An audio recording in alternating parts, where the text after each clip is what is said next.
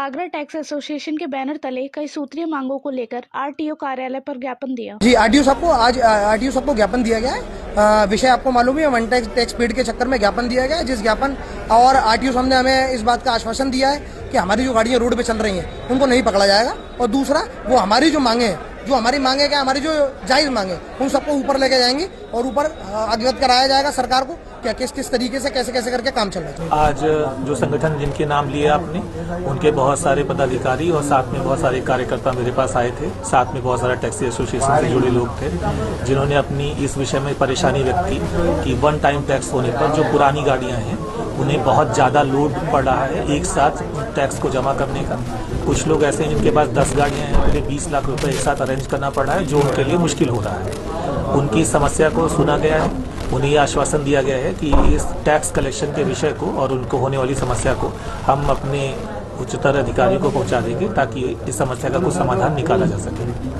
उनकी तरफ से ये भी अनुरोध किया गया है कि प्रवर्तन अधिकारियों को भी इस विषय में संवेदनशील रहने के बारे में कहा जाए।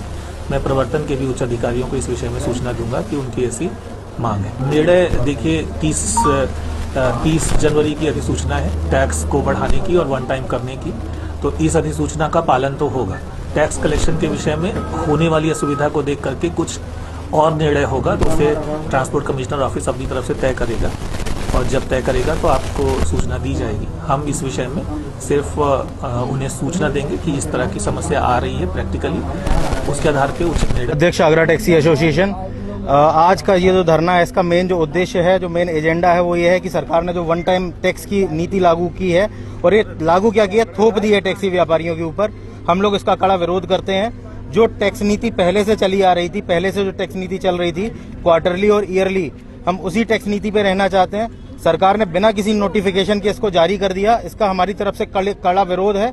और आज हम यहाँ आगरा आरटीओ को ये ज्ञापन देने आए हैं कि आप, निवेदन है आपसे कि इस नीति में सुधार कीजिए। जो पहले नीति चल रही थी उसी नीति को अपनाइए।